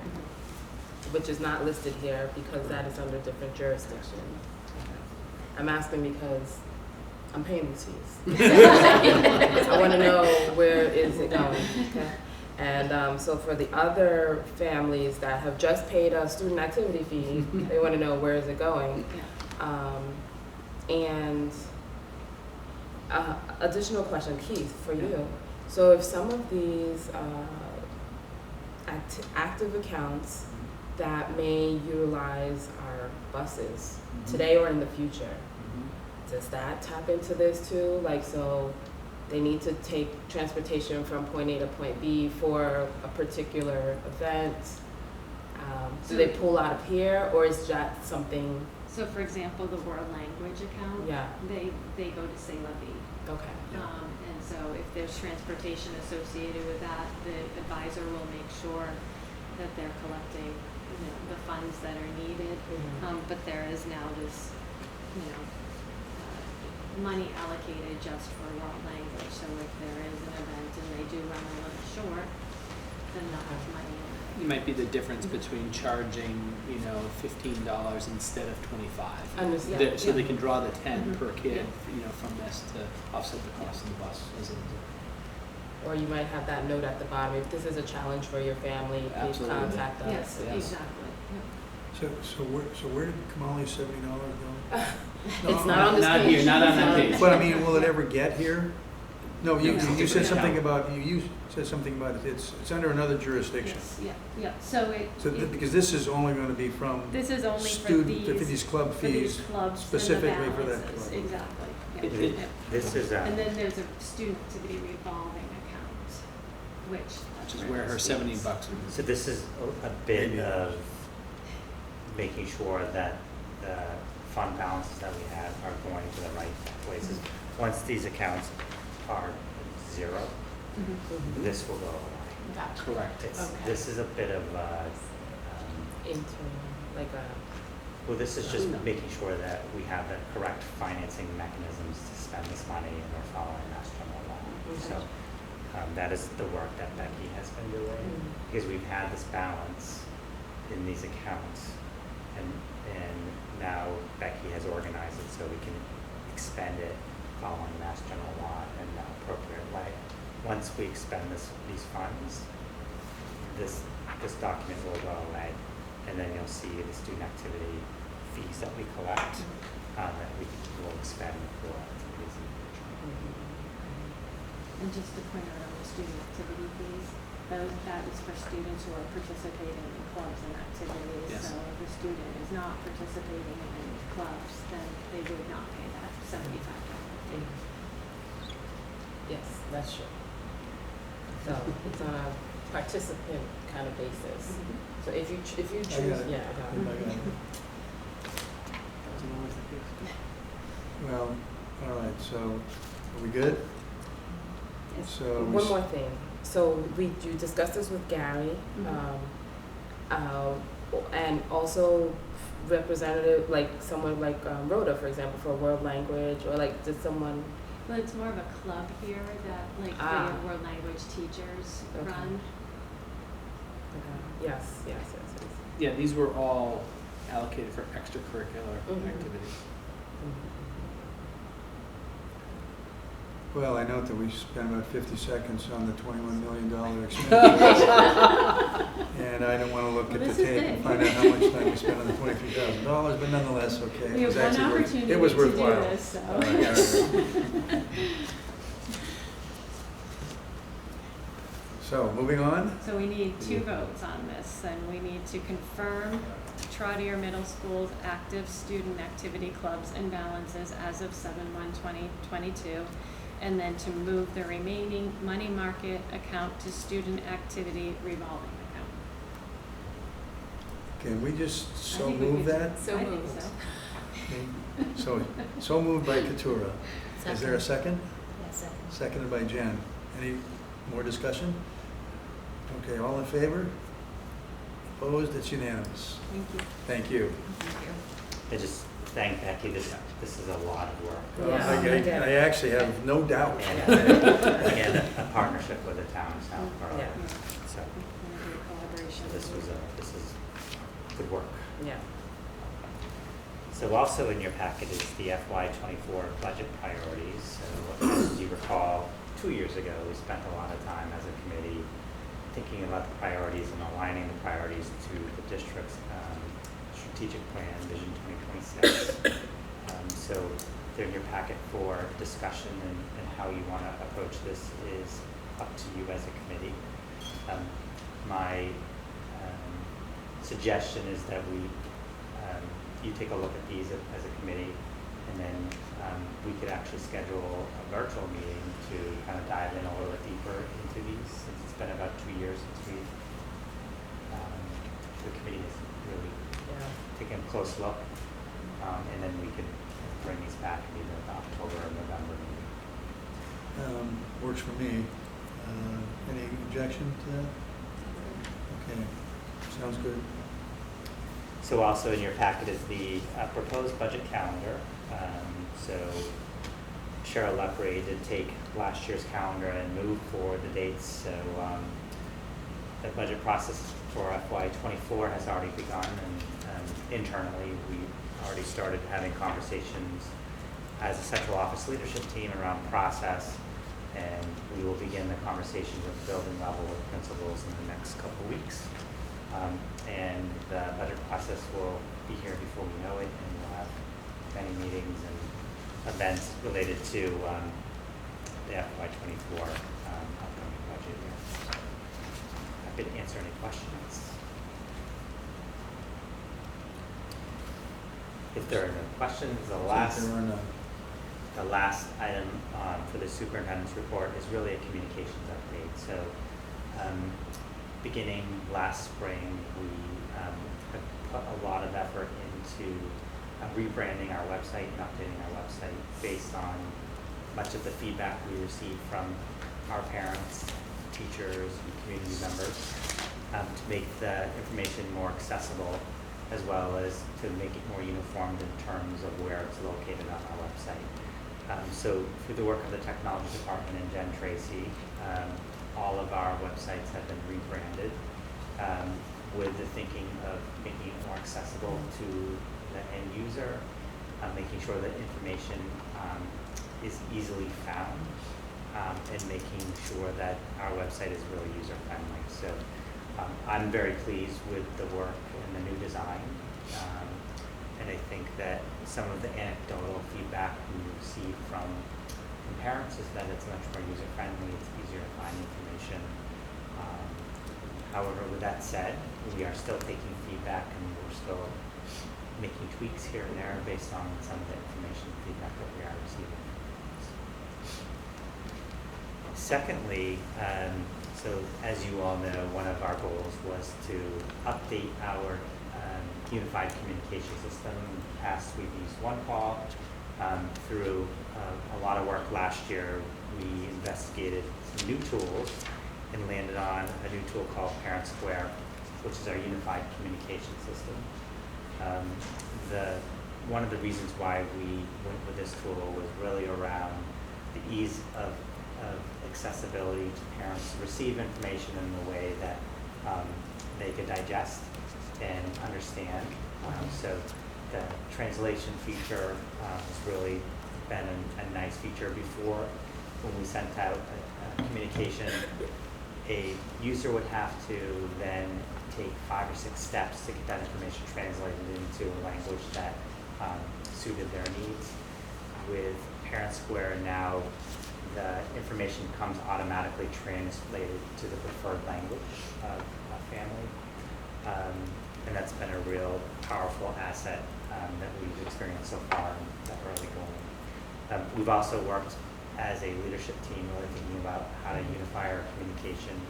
So Kathleen mentioned that we're using a common template. So as families move from Finn to Woodward to Neary, the communication template is similar. It's similar information so that it's very, you're not learning a new communication system. We also agreed as a district to send out communications on Friday at 4:30, so that everyone can expect 4:30 at Friday. Friday at 4:30 is when they can receive the communications. And lastly, Parent Square really gives the flexibility of how a parent receives communication in the hands of the parent. So a parent can receive daily digests of all the emails that are sent out that day. In one digest at the end of the day, they can decide if they don't want to receive emails and only texts. So there's a lot of customization from a parent perspective. And I'll just say we've scratched the surface in terms of the power of Parent Square. There is a tremendous amount of tools and resources that we haven't deployed yet. We are moving slowly and trying to be thoughtful and purposeful in how we're using these tools, but there's a sign-up feature, there are payment features, there are community groups and clubs. There's just a wealth of features that we haven't rolled out yet that we are exploring and hope to move forward slowly in the next several months. So overall, I think it's been a great success. Anecdotal feedback from parents has been very positive. And as we move forward in the months of October, November, we also hope to solicit some parent feedback around their experience and what the positives are, or what the areas we still can continue to improve. And be happy to answer any questions. I don't have any questions, but I've noticed the 4:30 onslaught on Fridays. Right. I think I have to sign up for a digest or something, but everyone is very prompt getting their messages out. It's great. I think it's, from a user standpoint, I think it's very user friendly, and it seems like a much more reliable technology than what we're using before. I always had glitches and I could never find what I needed, and this seems much more solid and well thought out. So it seems like a great choice. So thank you. If someone does have feedback on the website, where should they send it to? You can send it to me and I'll pass it on.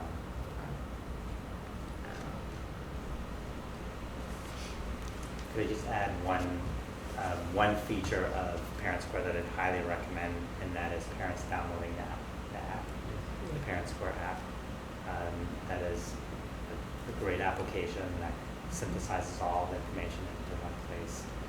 I use the app in terms of just like reading what's happening in other schools in our district, and it's easy to download and fairly intuitive, and I think parents who have used it have spoken highly of the resource.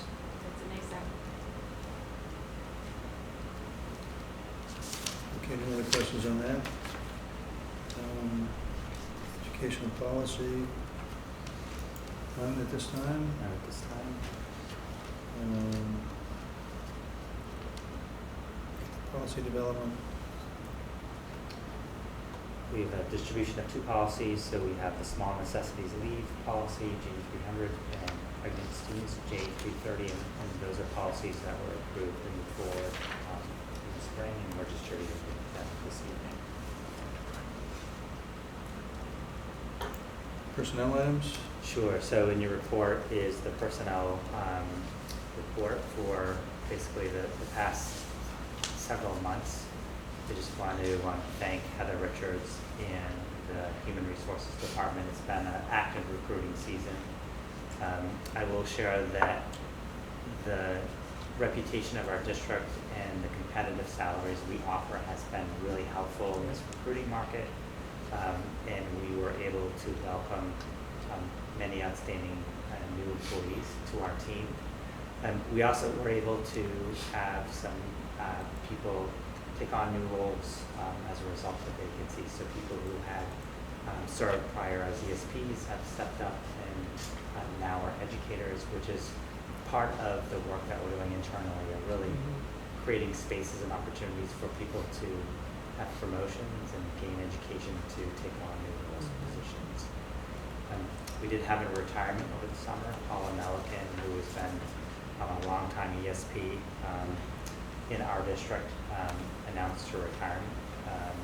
We just want to publicly thank Paula Melican for her work and her dedication to the district. Keith worked with her for many, many years. I know it was not an easy decision, but we wish her well. And, She actually followed a group of students all the way from pre-K all the way through 12th grade in her time. Interesting. Yeah, it's amazing. It is amazing. It is. And then we did have a few resignations, very tough decisions for some of our staff who have left us. And what we discovered was that the commute has really been a factor for many of our employees who've chosen to drive an hour one way to get to work. Some people decided to find work closer to home. So that's always a reality, and we support our employees doing what they need to do in the best interest of their families.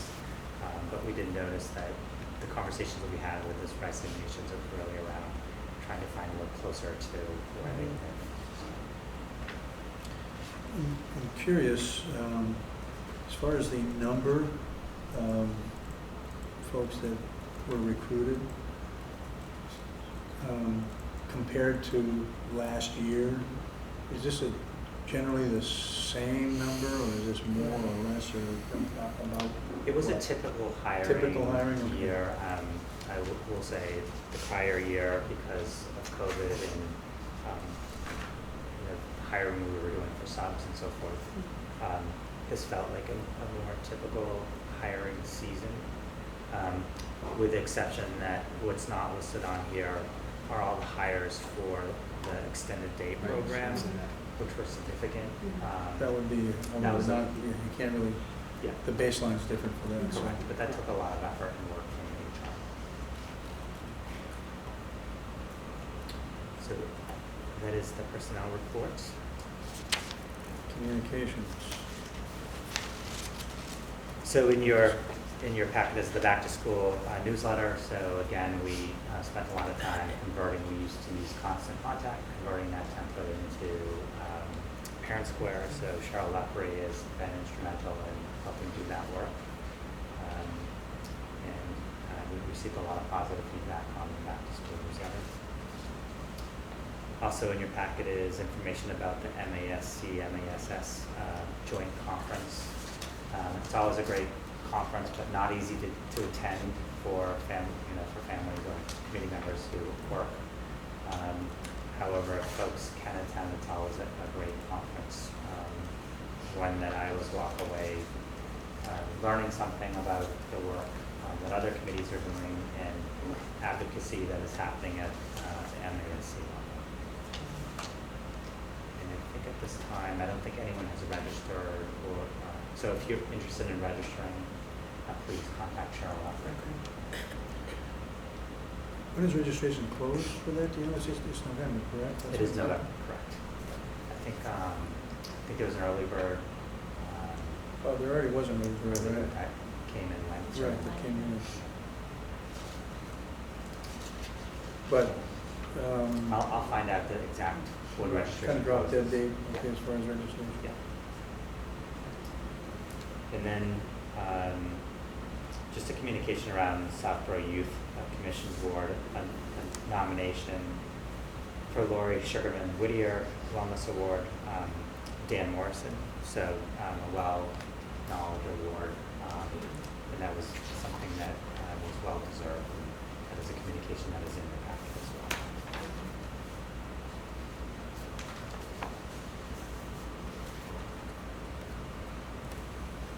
Okay, we've got some minutes to approve.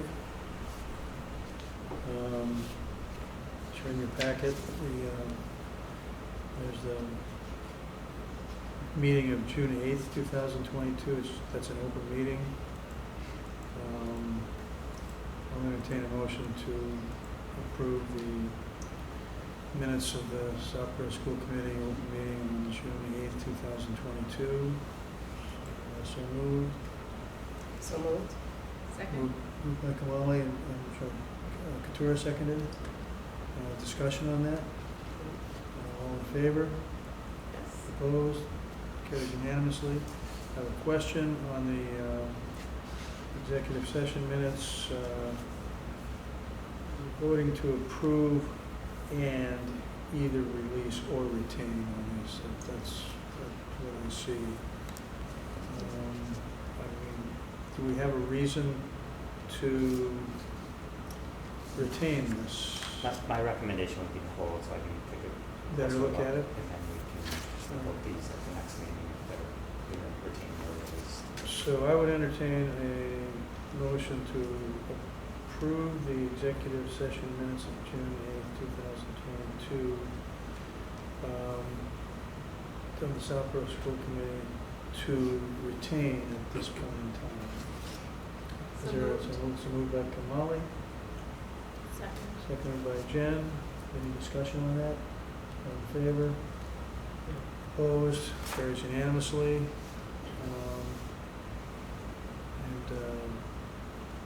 Bills and payrolls.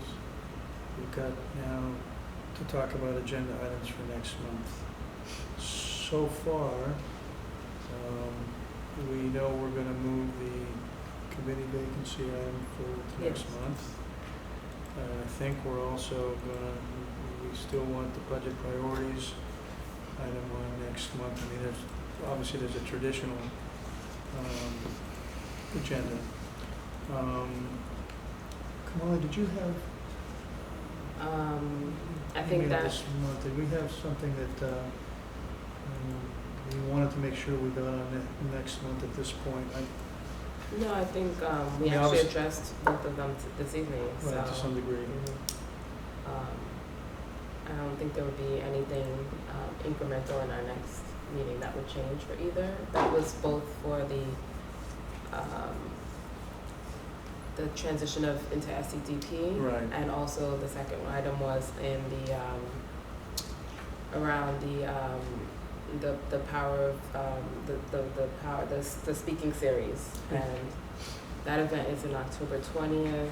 I don't think we would have any feedback, between the actual event and the next board meeting. But I think it could be brief, SEDP. We keep calling it SEDP, but Dave is probably always of interest. Anything else that? Just a general comment around the school improvement plan. So last year was the first year of our school improvement plan and the realignment. So the principals will provide an update and then share their 22-23 action plans. They will be presenting collectively as an elementary team, and Gary will also be presenting the middle school at that meeting. And obviously, if during the month, any items of interest that come up,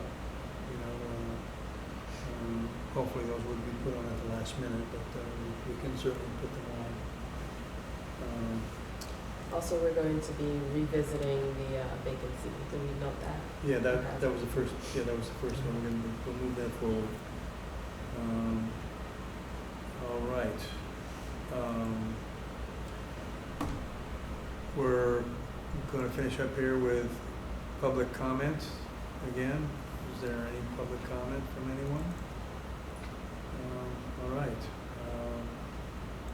Then I will entertain a motion to adjourn this meeting into executive session, not to return to the open meeting. So I'd entertain a motion to adjourn this meeting into an executive session meeting and not to return to open meeting. Is there a motion to do that? So moved. So moved by Jen. Is there a second? Second. Seconded by Kamali.